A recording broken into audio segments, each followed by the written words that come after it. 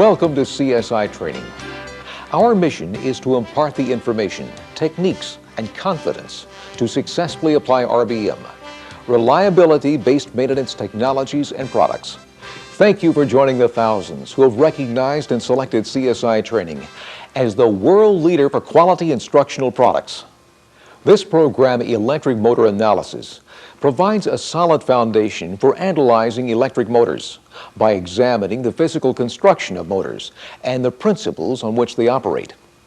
Here we demonstrate how to diagnose the electrical condition using vibration measurements, current measurements, and flux measurements, including the best setup for each. Case histories provide examples of all the measurements with specific instructions on how to determine the motor condition. Although we illustrate the physical construction of DC and synchronous AC motors, this program focuses on AC induction motors. First, let's take a look at the design and theory of electric motors to see how they operate.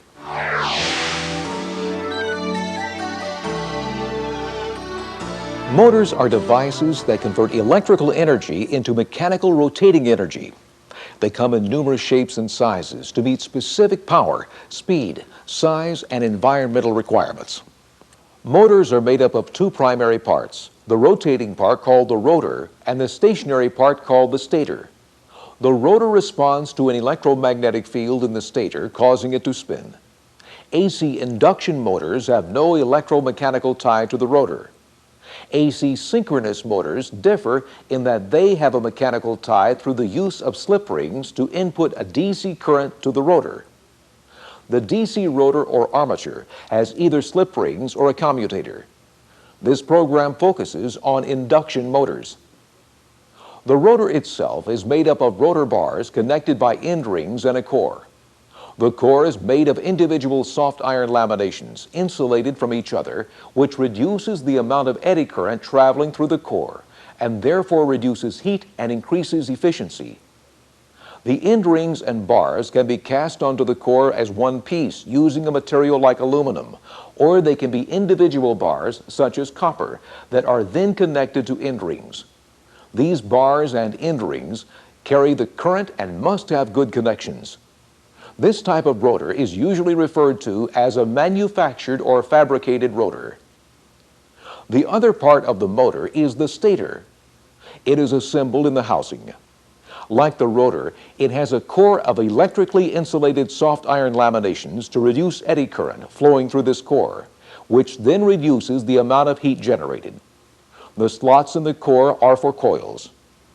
The coils are windings made up of individual insulated wires that are wound to the size to fit the core and with the proper number of windings or turns for the prescribed horsepower. They are then pressed into the slots in the core called stator slots with heat-resistant paper as additional insulation from the core. Notice how one side of the coil is pressed into the slot and the other side is then pressed into a slot along with another coil. The two coils are electrically insulated from each other with insulating paper. When all the coils are in place, the ends of the coils are connected to form the A, B, and C phase line leads for the motor.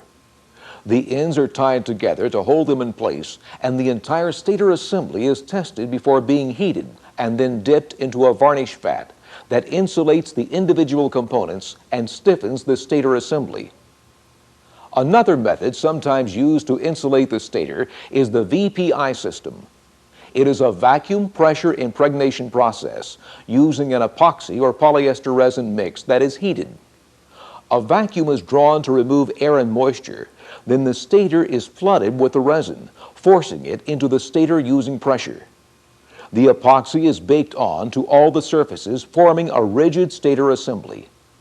The stator assembly is still somewhat flexible though, because it is made of the thin soft iron laminations as the core, soft copper wire, paper, and varnish. It is assumed that during operation the stator does not move. However, this footage of a stator during startup was captured with a special camera that allows us to see any action in slow motion. Notice the flexing that occurs. This movement is at a frequency equal to 2 times line frequency. The air gap between the stator and the rotor must be the minimum distance that still allows for thermal expansion of the rotor and the flexing of the stator. Depending on the motor size, typical air gaps range from 25 thousandths of an inch to 100 thousandths. In very large motors, the air gap can be as much as 500 thousandths.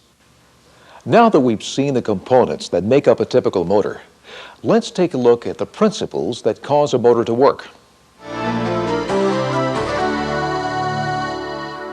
Electric motors operate on the principle of magnetism.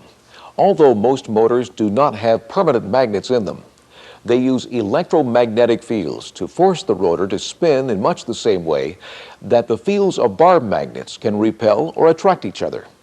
When wire is coiled around iron and current passes through the coil, the iron becomes a magnet. It can then be used like a permanent magnet. Each end of the magnet is called a pole. They are called the north and south poles. The same ends of two magnets repel each other and opposite ends attract. This repelling and attracting force is called the magnetic field and is strongest at the poles. The magnetic field is made up of individual lines called flux. In a motor, the coils are placed in the stator so that they wrap around a section of the laminated iron core. When voltage is applied, a magnetic field is produced, which is called an electromagnetic field. The strength of the field, or the force of the field, is dependent upon the number of wraps in the coil, the closeness of the wraps in the coil, the size of the coils, and the voltage applied to the coil. When a three-phase stator is connected to a three-phase source, three independent currents flow, one in each of the phase windings. These currents are displaced from each other by 120 electrical degrees. This 120-degree separation in time between the phase currents produces the stator's rotating field. The relative motion between the rotor and the stator causes the rotor bars to cut the stator's lines of flux. This induces a voltage on the rotor and causes current to flow, developing a magnetic field on the rotor. With the addition of the rotating field, all the requirements have been met to induce a voltage on the rotor, a current-carrying conductor, the rotor, a magnetic field, the stator, and relative motion between the two, the three-phase power. The stator's and rotor's magnetic fields interact based on the principles of magnetism, causing the rotor to spin. The difference between the revolving field speed and the rotor speed is called slip. When the rotor is running near the speed of the revolving field of the stator, very little voltage is induced in the rotor, meaning that it is drawing very little power from the stator and therefore has low torque. To increase torque, there must be a greater amount of relative motion between the rotor and the revolving field. This is why an increase in load causes the stator to draw more current.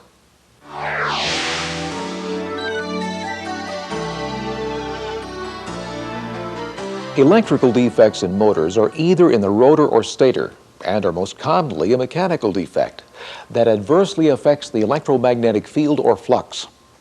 In a fabricated rotor, the most common problems are at the joints where the rotor bars join the end rings. These joints may become loose, causing opens or high-resistance connections, which restrict the current flow, causing the flux to be less for that rotor bar. The reduced flux causes changes in rotor speed as the open area passes the stator poles. The open also generates heat. The excessive heat causes the rotor to expand at that location, resulting in an unbalanced condition. The heat also causes the rotor to grow axially, putting additional force on the bearings, accelerating their degradation. The rotor bars can develop cracks or even break in two. Since the rotor bars carry current to the end ring and to another bar, the crack or break affects more than just one bar. Since it is not carrying its load, it causes small changes in the rotor speed as these bars pass the stator poles. The adjacent rotor bars run hotter due to the increased current flow. It is similar to the effect that can be seen with infrared thermography of a power cable that has a broken strand. Since it does not carry its load, the other strands run hotter. When several rotor bars are broken, the motor constantly pulses as it changes speed adding vibration to the system. The end ring can develop defects such as cracks, since the current moves along a rotor bar to the end ring and then along the end ring to a rotor bar on the other side of the rotor. Cracks cause increased resistance to current flow. Excessive heat is generated with any open or high resistance spot, and when these are on the end rings, the heat tends to cause the rotor to expand axially as well as radially, exerting force against the bearings, accelerating bearing degradation. A cast rotor has the same characteristics as a fabricated rotor when a fault is present on either the rotor bars or the end rings. However, aluminum is a porous material, meaning that it has minute voids throughout, causing it to have higher resistance and run hotter. Shorts between laminations and large voids also cause more resistance and increase heat. A clue to a casting having large voids is there will usually be a large number of balanced weights concentrated in one area. The heat breaks down the insulation on the stator windings, shortening motor life. Let's take a look at the problems that can develop in the stator. The most common problem is insulation breakdown due to excessive heat. The single most important parameter influencing the reliability of electric motors is insulation, and the single biggest enemy to insulation life is heat. In fact, for every 10 degrees Celsius rise above the nameplate temperature rating, the winding life is reduced by half. The high temperatures can be a result of blocked cooling fins on the housing, a dirty environment allowing dust and dirt to accumulate in the windings, excessive loads, excessive eddy currents or core losses from shorts between laminations, or from open rotor bars or stator shorts. Insulation breakdown causes shorts from turn to turn in a winding, from phase to phase, or a short to ground. A study by GE on the cause of motor failure showed that nearly 60% of the failures were due to turn shorts. Phase-to-phase shorts accounted for just over 20%, and shorts to ground accounted for the rest. Recall that in each stator slot there are 2 coils, and in a 3-phase motor the coils are from different phase legs. So if the insulation breaks down between the windings, it could short from one phase to another, which reduces the total flux and therefore the motor's power. Insulation breakdown may cause a short from phase to ground, causing flux losses. Poorly designed stators will generate a pulse at the stator slot frequency due to the changes in the flux fields. This pulsing adds real vibration to the system, accelerating bearing degradation and shortening motor life. To have a uniform magnetic field or flux field, the air gap must be uniform. Any uneven air gap is called eccentricity. There are several conditions that cause an eccentric air gap. If the center of the rotor is not in line with the center of its shaft, it will cause the air gap to be eccentric. Since the eccentric air gap changes positions as the rotor turns, this condition is called dynamic eccentricity. Both ends of the shaft must be concentric with the rotor, or the resultant air gap will be eccentric. If the rotor has open rotor bars that generate heat, the rotor will expand at that point, causing it to be eccentric and generate dynamic eccentricity. Another eccentric air gap condition can exist, and it is static eccentricity. Static eccentricity is a condition when the air gap is eccentric, but it stays in the same position. This can result from 2 causes. One is that the center line of a perfectly round rotor is not in line with the center line of a perfectly round stator, or it is off-centered. The second cause is the rotor may be perfectly round, but the stator is oblong, so that there is more gap on 2 sides of the rotor than the other 2 sides. In both dynamic and static eccentricity, the electromagnetic fields are not uniform, causing the rotor to constantly adjust speed, generating a pulsing vibration. With dynamic eccentricity, the eccentric rotor may be unbalanced and therefore exhibit characteristics of unbalance as well as the pulsing due to uneven flux. Let's take a look at traditional measurements used to detect some of these problems. Traditional tests require that the motor be taken offline and the power supply lines be disconnected from the motor. and these tests can only detect stator problems. 3 tests are commonly used. They are a surge test, a Mager test, and a high-pot test.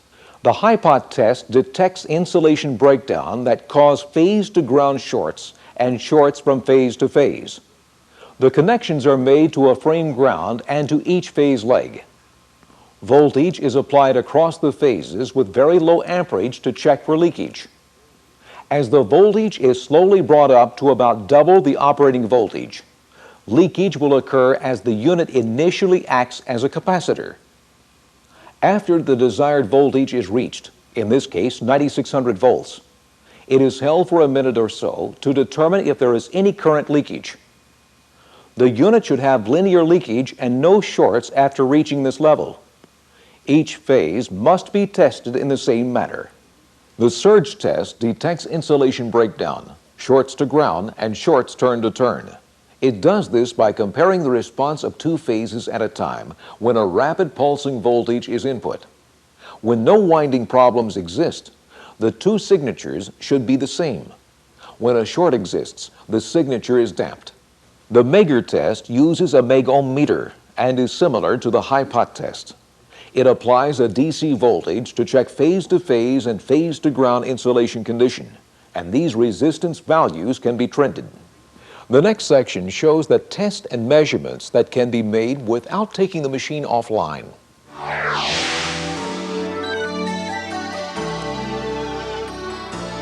RBM tests and measurements can be made to determine the electrical conditions of the motor without taking the motor offline. These include vibration measurements, electric current measurements, flux measurements, and temperature measurements. There are some terms you must know in diagnosing electrical conditions. One is slip frequency.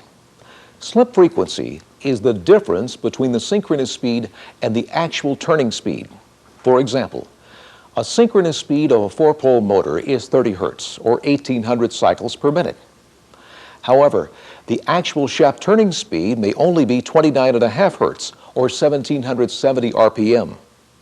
The difference is a half Hertz, or 30 cycles per minute, and is called the slip frequency. This slip frequency is a key in locating sidebands in spectral data. Other terms are slot pass frequency and rotor bar frequency. Slot pass frequency is the number of slots on the stator that a point on the rotor will pass in 1 shaft revolution times shaft speed. It is equal to shaft turning speed times the number of stator slots. Slot pass frequency will always be divisible by 3 since there are 3 phases. Rotor bar frequency is the number of rotor bars that pass a point on the stator in 1 shaft revolution times shaft speed. It is equal to shaft turning speed times the number of rotor bars. Since defects in the motor affect the flux, the rotor changes speeds as it moves through changes in the flux. These speed changes cause pulses, which are a mechanical vibration and can be measured with vibration sensors. Here we show how and where electrically related problems show up in vibration data. Vibration measurements made during normal routine data collection can provide an indicator of the motor's electrical condition, and they can indicate the rotor condition, the stator condition, and both dynamic and static eccentricity. However, traditional parameter sets will not detect most electrical problems. This is because the maximum frequency may be set too low and the resolution is not high enough. Electrical defects show up in 3 frequency regions of the spectrum. One region is a high frequency equal to the number of stator slots and the number of rotor slots. Another region is the opposite end of the spectrum around the 1 times turning speed peak. The third region is the area around 2 times line frequency. In the region around the 1 times peak and the region around 2 times line frequency, the key to determining an electrical defect is the spacing and amplitude of any sidebands. In normal routine vibration data, the resolution is not adequate to see these sidebands because typical resolution is only about 1.5 Hertz. These sidebands are usually less than 1 Hertz and can be as close as 1/10 of a Hertz. Rotor defects, such as broken or cracked rotor bars, will show up in the vibration spectrum at rotor bar frequency and will have sidebands spaced at 2 times line frequency, or 120 hertz.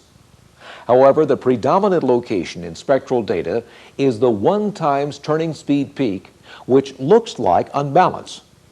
This is because the rotor actually is unbalanced due to thermal growth as extra current is carried by adjacent rotor bars.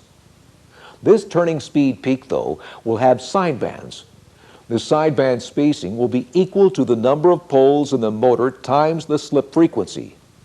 If the time waveform is monitored and the power is shut off, the energy due to the electrical defect will drop out, leaving the unbalanced sine wave. Stator problems show up at 2 times line frequency. However, stator problems such as shorts,